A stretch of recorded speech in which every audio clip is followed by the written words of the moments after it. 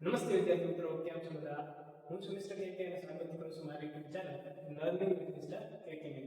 વિદ્યાર્થી મિત્રો, ધોરણ 12 ની અંદર પ્રેક્ટિકલ પરીક્ષા છે હાલમાં હમણાં થોડા સમય પછી આવવાની છે. ધોરણ 12 ની અંદર જેટલા બી કેમિસ્ટ્રીના જે પ્રેક્ટિકલ પૂછાવાના છે અને તમે જે પ્રેક્ટિકલ કર્યા હશે, બરાબર, એ પ્રેક્ટિકલ તમે ન કર્યા હો તો હું અહીંયા તમને બધા પ્રેક્ટિકલ છે સ્ટેપ બાય સ્ટેપ શીખવાનું છે. અને આજે પહેલો પ્રેક્ટિકલ છે કેમેનોફોર વિશે, મોહરસોલ એટલે કે ફેરસ એમોનિયમ સલ્ફેટ વિશે એના વચ્ચેનો જે પ્રેક્ટિકલ છે એ હું તમને શીખવવાનો છું. વિદ્યાર્થી મિત્રો, એની જે પ્રોસેસ છે એ તમે શીખી લેજો. બે પ્રેક્ટિકલ વોલ્યુમેટ્રિકના પૂછાય છે, એ બંનેની રીત સેમ છે, પરંતુ એની અંદર દ્રાવણ છે એ ફરક છે. તો શરૂ કરીએ આજનો વિડીયો. જો વિદ્યાર્થી મિત્રો, સૌ પ્રથમ શું કરવાનું, તમને જે બી સાધનો આપ્યા છે કાચના, એ બધા સાધનોને શું કરી દેવાના? પાણીથી સાફ કરી દેવાના, જેથી કરીને એની અંદર કોઈ પણ પ્રકારનું અશુદ્ધિઓ હોય એ ટૂંકમાં રહે. બરાબર, મેં ઓલરેડી અહીંયા કાચના સાધનો છે સાફ કરીને જ રાખ્યા છે. ઓકે, હવે ઘણા વિદ્યાર્થી મિત્રો છે પિપેટને રેન્જ નથી કરતા, તો હું તમને રેન્જ કરતા શીખવાડું છું. આજે કેમેનોફોરનું દ્રાવણ આ યુનિટમાં ભરી અને શું કરશો, તમે આ રીતે એને રેન્જ કરવાની રહેશે. અને નીચેનો કર્કરો છે એ યાદ રાખજો, સિંકની અંદર દૂર કરવાનું છે. આ થઈ ગયા પછી તમારે શું કરવાનું છે? બ્યુરેટ સ્ટેન્ડની અંદર લગાવી દેવાનું છે. યાદ રહે કે જે બ્યુરેટની અંદર રહેલા જે કાપા છે, બરાબર, બ્યુરેટનો કાપા એ તમારા નજરની સામે રહેવા જોઈએ, જેથી કરીને તમારું રીડિંગ કેટલું આવ્યું તમને ખ્યાલ આવે. હવે ફનેલની મદદથી તમારે આ બ્યુરેટને સહી ભરી દેવાનું છે.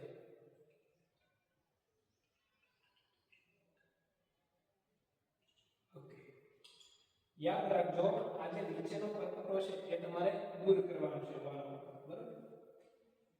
ઓકે,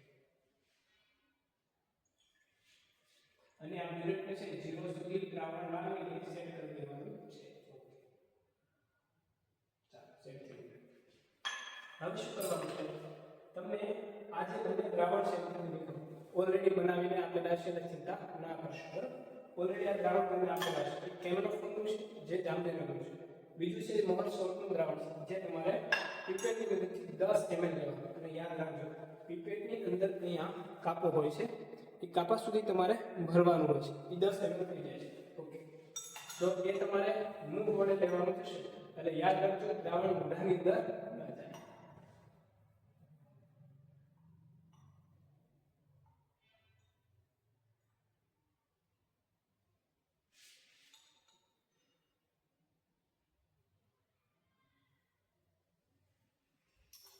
ત્યારબાદ એને કોનિકલ ફ્લાસ્કની અંદર તમારે લઈ લેવાનું છે, બરાબર. અને કોનિકલ ફ્લાસ્કમાં આ નીચે હજી પર્પલ કંઈક રહે છે, એને કાઢવા માટે તમે આ રીતે જેન્ટલી પ્રેશર આપશો એટલે નીકળી જશે, બરાબર. બહુ દબાવવાનું નથી, અધરવાઇઝ તૂટી જશે. ત્યારબાદ એની અંદર અડધી ટીસ્પૂન છે સલ્ફ્યુરિક એસિડ આપણે એડ કરવાનું છે, જે કેટાલિસ્ટ તરીકે કાર્ય કરે છે, બરાબર.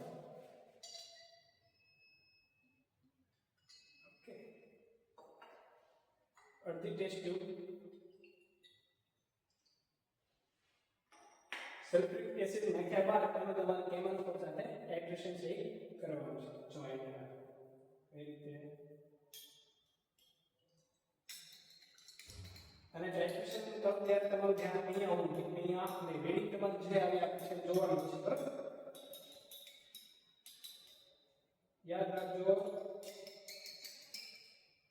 પહેલા જે દ્રાવણ હતું આપણું રંગવિહીન હતું, જ્યારે કેમેનોફોર સાથે પ્રક્રિયા થાય ત્યારે શું થાય છે? આની અંદર ગુલાબી રંગનું દ્રાવણ છે એ થઈ જાય છે, બરાબર. આ જે તમારું રીડિંગ છે, એક રીડિંગ તમે બીજું જે આપણું અંતિમ રીડિંગ ટૂંકમાં રીડિંગ છે, આ જે તમારે મેળવવાનું હોય છે, જે રીડિંગ આવ્યું એ તમારે કે અહીંયા છે એ નોંધી લેવાનું છે, અને તમારા અવલોકન કોઠાની અંદર એને લખી દેવાનું છે. વિદ્યાર્થી મિત્રો, તમને મોહરસોલ છે એની કદ છે તમને ખ્યાલ છે, એની મદદથી તમે કેમેનોફોરનું કદ છે એ મેળવી શકો છો. સૂત્ર તમને તમારી પ્રયોગ પોથીની અંદર આપેલું છે, A1 M1 V1 A2 M2 V2, જે તમે એના અનુસંધાને તમને આ બેના કદ આપી દીધેલા છે. આની મોલારિટી ખ્યાલ છે, આની મોલારિટી તમને ખબર નથી, એના આધારે તમે એની મોલારિટી છે મેળવી શકો છો. ઓકે, અને આવા વિદ્યાર્થીઓ તમારે 3 રીડિંગ છે લેવાના રહેશે. આ જે તમારું દ્રાવણ છે એને કરી દેવાનું છે, ફેંકી દેવાનું છે.